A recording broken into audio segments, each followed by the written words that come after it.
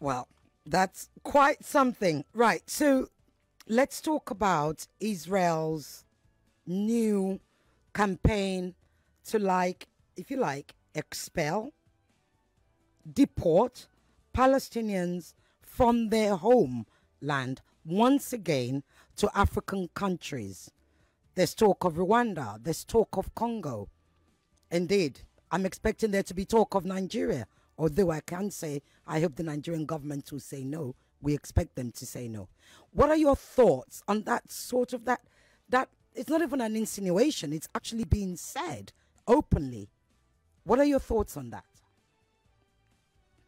I still want to believe that there will not be found one state, neither in Africa nor elsewhere, which will collaborate with this crime of war.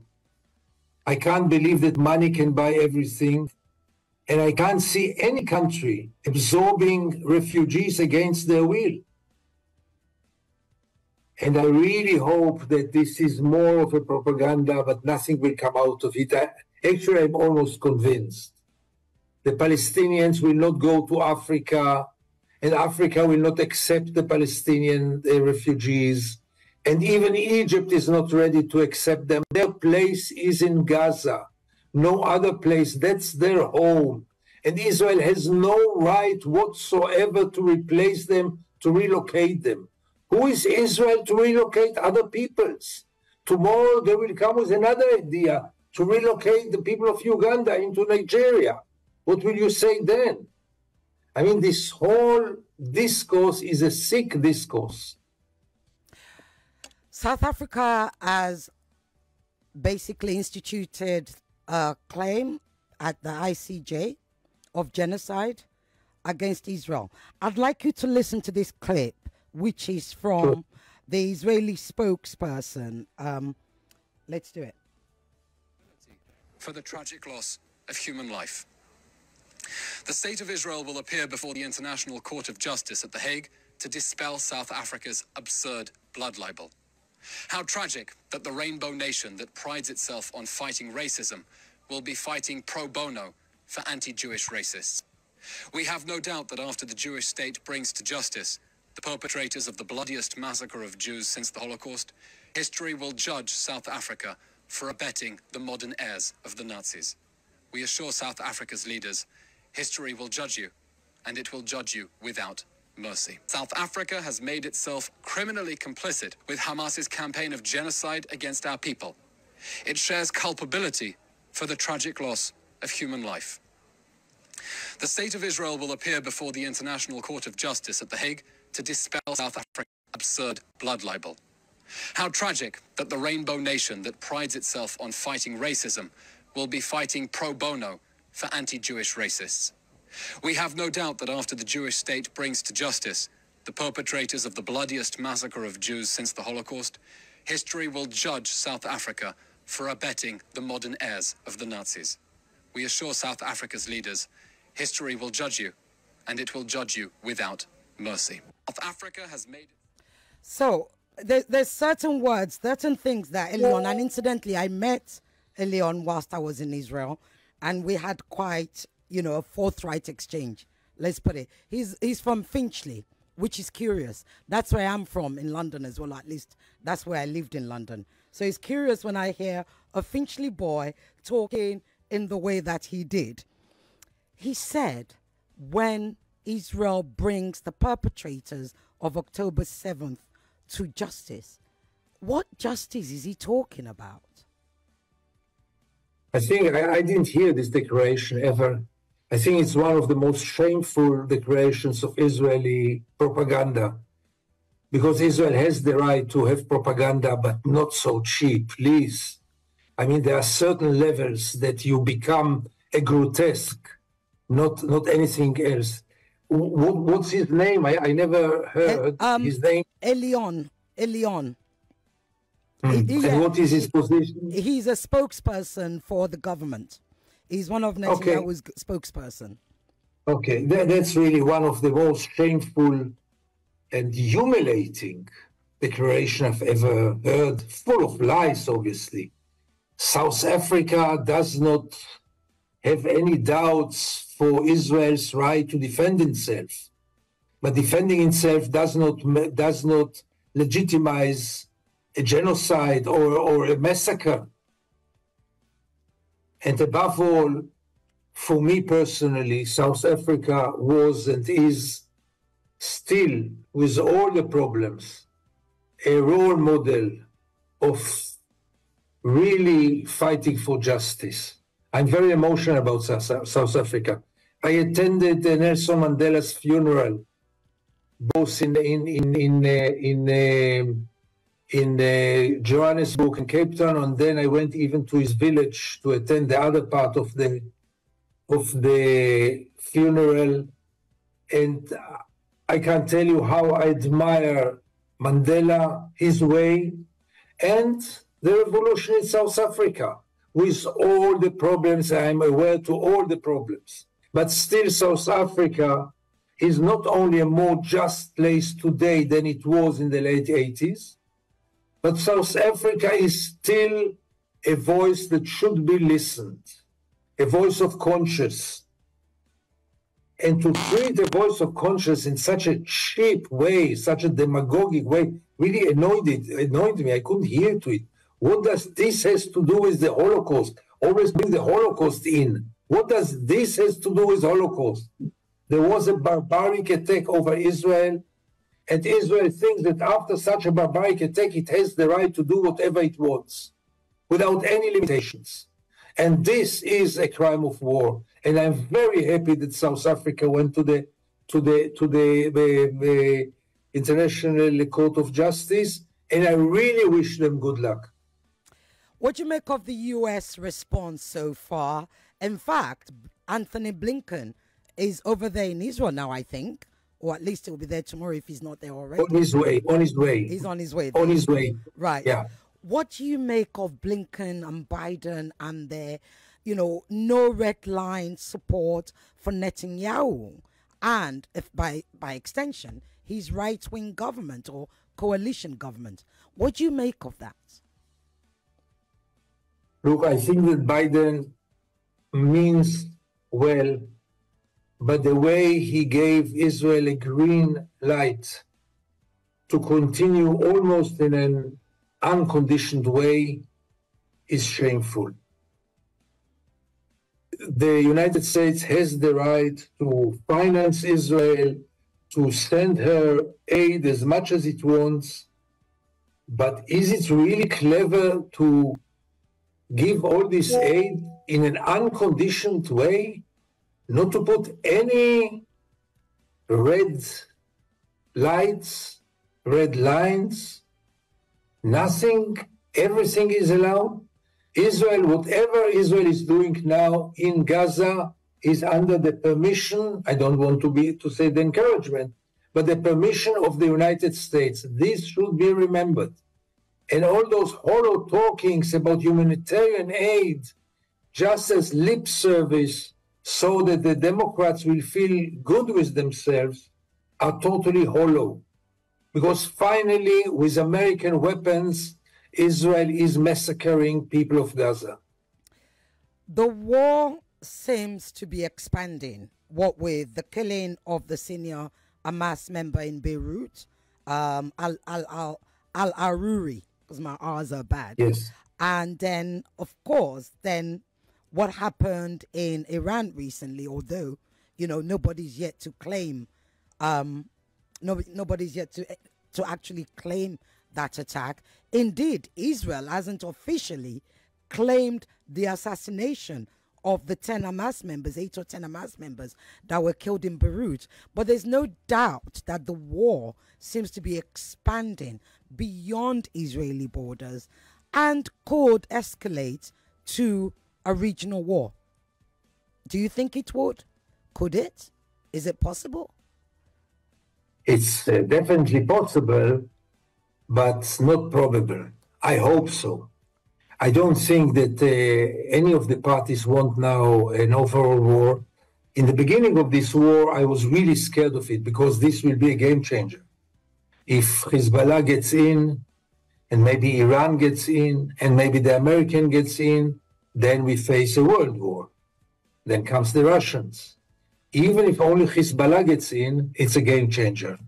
Because the capabilities, the military capabilities of Hezbollah are 100 times bigger and stronger than those of Hamas. They don't live under siege. They live in a sovereign country, and they have quite full freedom to get any ammunition and any arms they almost want. So I hope it will not get there, but nobody can guarantee that it will not happen. It's a very dangerous and very explosive situation.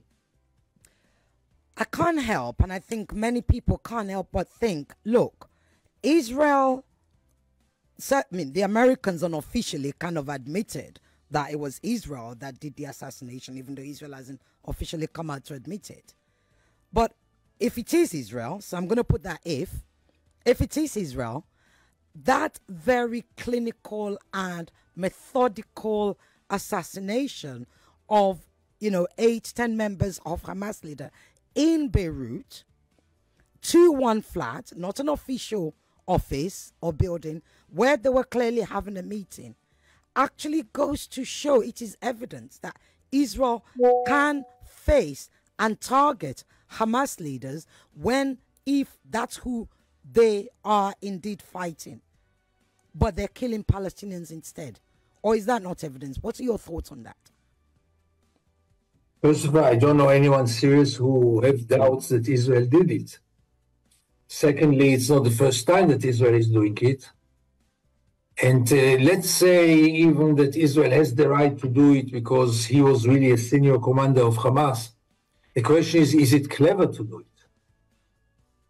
Those are, I guess that those who did it think more about a Netflix series or a Hollywood film which will be made after a few months, because it's really very impressive and you know how they do it, it's all almost science fiction, how they do it. But what comes out of it? The Middle East is full with graves of militants that Israel had assassinated, and all had replacements, and all had successors. And usually the successors were much more dangerous, more radical than those who were assassinated. So what is this game except of showing how strong we are and how James Bond we are? I'm not impressed by this at all. And it's also just adds to the flames, obviously. Is Israel winning this war? Nobody can win this war. Nobody. There will be no winners in this war. In many ways, the Hamas will rather win in the way that Hamas will never be crushed. And if they are not really totally crushed, it's their victory. Because we know it's not equal powers here. But except of this, there will be no winners and no achievements, only bad things. Nobody gains out of those wars, only loses. Indeed. I'm going to ask our listeners to call in now because I know they must be ready, dying to talk to you. 0700 993 993 993. The female only line is 01465 7190. You can send a WhatsApp on 0809 597 5805. We will be taking your questions. And I think actually now, if you call, Gideon will be able to hear your questions directly. Okay, I'm coming to the calls now. Hello? Oh. Hello? Yeah, good afternoon. Good afternoon. Please turn off your radio. Okay. Okay, your questions only. Remember how we do it on Borderlines. Questions only, short and sharp. Go ahead. Yeah, your radio is not off. My man, I've been following your discussion. Your radio needs to be off, please. Otherwise, I have to disconnect you. Okay. Hello? Yeah, Good afternoon, Sisti. Good afternoon. What's your name and where you calling from, please? Yeah, you have Emmanuel on the line. I'm calling from Ekpe. Emmanuel, go ahead with your question. Yeah. Benjamin Netanyahu had issues politically, before the invasion. And with some sort of calculation, I think the Israeli military has the capacity, to at least curtail the killings on that October 1st. Or 7th of October. Because if you see the timeline of Hamas carrying out the action, I think the government should have done something. Now, is it that this present war that continues, that lingers till now, is it a rage from the Israeli army or Benjamin Netanyahu playing politics? Okay, thank you. To cover up some of the issues he had. Thank you. Thank you very much. I don't know whether you heard that properly. What Emmanuel was asking is the current war, is it Israel's revenge, a rage as a result of October 7th, or is it the IDF? The lines are going wild, so if you have a pen, Gideon, you may want to write it down. I'm going to go to the next one. Okay. Hello? Hello? Can you turn off your radio? Yes, good afternoon. Okay, good afternoon. My name is Tony. I'm calling from Tesla. Your name is? Tony. Okay, go ahead. Okay. I want to re-emphasize part of the question you have. That when Israel, when they know that they have the intelligence to target these Hamas people, then why this indiscriminate pounding of Gaza? Okay. Which led to about 20,000 casualties. Okay. Thank you. Yeah. Thank you. Can you repeat, please, the question? Yeah, the question was as an extension to what the question I asked earlier. Since Israel has the capabilities to be able to target Hamas directly, why then have they killed 22,000 and counting of Palestinians? Hello? Okay. Hello? Hello? Yes, go ahead with your question. Your name, where you're calling from, and your question. My name is Adeni, calling from Ikorodu. Okay, go ahead. What my contribution is that I want to say I am of the opinion that Israel should not be killing people, most especially their fellow human beings. Okay. But I'm also on the other side of Israel. Okay. Because Yoruba used to say, "Taban ju ada sioke ni igba igba." But I need questions because we don't have time. Sorry, go ahead. What happened is that for Israel to killing Palestine, there is something. And Palestinians themselves, they are still covering Hamas. They are not even come out and say, Hamas, we did not know you. Okay. Leave us alone. Leave this place. Okay. I get the point because the lines are wild. You understand? Yes, I do. Yes, I do. Thank you. Thank you, Adekunle. I heard you. Thank you. I've gotten it. Adeni, I'm so sorry. Thank you. I have to go to the line. So what the last caller, Adeni, was asking was, look, he understands, he doesn't think Israel should be killing indiscriminately, but he understands Israel's response. And why haven't the Palestinians come out to actually condemn Hamas? I'll take one last call and then I'll let you answer those. Hello. Hello. Go ahead. What's your name and where you calling from, please? Great. My name is Deji Onodeko, and my angle of questioning is going to be quite different. I'll be as quick as possible. Please. Yes. Go ahead. And I'm beginning to observe, and I'm just wondering. I've never felt so powerless in an international situation when I see all the updates everywhere, and I'm just wondering what role we as regular Nigerians observing this from a distance, especially as entertainers, what role can we play to help? Because this is what's happening. I'm observing a lot of Palestine celebrities, for example, DJ Khalid and the like, being spammed with questions of, hey, you should support Hamas. You should support Palestine. You should say something. What role can we play? I feel powerless. How? What is it that you said you do? I'm a filmmaker. Okay, you're a filmmaker. Thank you, Deji. Yes. Thank you. Yeah. Thank you so much. Right, that was a filmmaker. His name is Deji. He said he's never felt so powerless about an international event in his life. And he would like to know what we creatives can do to actually help to change the situation. Over to you. You have Thank you. 4 questions. Thank you for those excellent questions. And I'll try to be brief. Is it a revenge? Emmanuel asked, is it a revenge? In many ways, it is a revenge. You cannot hide it. Israel is punishing Gaza and punishing Hamas. And for many Israelis, Gaza and Hamas are identical for the terrible crime of the 7th. They will claim, and they do claim, that they do it in order to prevent such attacks again, that it's not revenge. But when you see the indiscriminate killing, you cannot come to another conclusion but that it is also a way to punish, to take revenge, and if I may add one more element, and to show Israelis that we do something. After this horrible fiasco in which thousands of Israelis were totally naked from any protection on the 7th, the army has now this ambition to show here we now, in many ways, correct our terrible mistake on the 7th, and we are doing for you now this whole operation to take revenge, to prevent, to punish, and many other motivations. Now, about the question that if Israel can target Hamas, why do they kill so many? I can only give the official answer because I'm not there. The official answer is that Hamas, and it seems to be real, that Hamas really hides under the surface in very heavily populated areas. By the way, all Gaza is heavily populated. There are no open spaces in Gaza.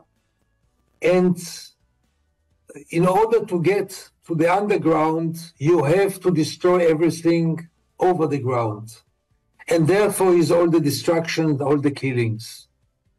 I think they give the example of Hamas hiding in hospitals and schools and shelters. They say that that's their fault. I say that you don't shoot hospitals no matter what.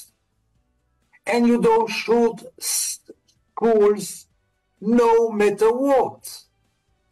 But that's my opinion and not the official opinion. Okay. Why don't the Palestinians condemn Hamas? So you have to separate between the Palestinian Gaza and Palestinian in the West Bank. I think the Palestinian Gaza, and you see it in polls, had enough from Hamas. Because finally it was an irresponsible behavior to launch such an attack without taking care of any protection to the civilians. They knew that Israel will react. What did they think? Israel will not react to killing of 1,200 Israelis and kidnapping of 200. It was clear that Israel will take very serious measures, not to build enough hospitals, not to build enough shelters, not to supply enough food for the population, and concentrate only on the military capacity is not a human behavior. I'm sorry. But Israel doesn't have a way to get to Hamas without doing all the destruction. And the Palestinians are not condemning in Gaza because they are afraid. In the West Bank, they are praising Hamas because, and we must admit it, they are right now the only organization which really resists in an active way to the occupation. And the last question to the filmmaker, I understand this feeling and I have news for you. You feel helpless to do something far away in Nigeria, and I feel helpless here in Tel Aviv, which is 1 hour drive from Gaza. I have friends there. I have people I care there. I don't dare to call them because I don't know if they're still alive. I'm ashamed to call them. They live 1 hour away from my home by car, not by plane. And we are all helpless vis-a-vis this huge machinery of war, which again and again destroys so much for the present and for the future. And by this, I think I would like to thank you, because I guess we are reaching the end of our program, and I must tell you before you will sum it up that I didn't know what to expect as a first interview in Nigeria, and I'm overwhelmed and really touched by your questions and by the questions of the viewer, of the listeners. Really, I mean, I'm giving so many interviews right now, mainly in the West, obviously, Europe and United States. This was something different, and I will not forget this hour for a long time now. Thank you. So you said I can't call you Egbon, but in Nigeria, when we say Egbon, that's a term of endearment. You say, and my relatives that are listening now, because I'm even calling you Gideon, they'll be like, you don't know he's no senior, you know. So thank you so much, Gideon Levy. Thank you, journalist, writer, and yes, I will call him activist, even if he doesn't call himself that. Thank you. Okay. Thank you so much. Thank you so much. Have a All wonderful the best. weekend. You too. Bye-bye. Bye-bye. Bye. Lagos, Nigeria will be right back after this break. The #1 talk station.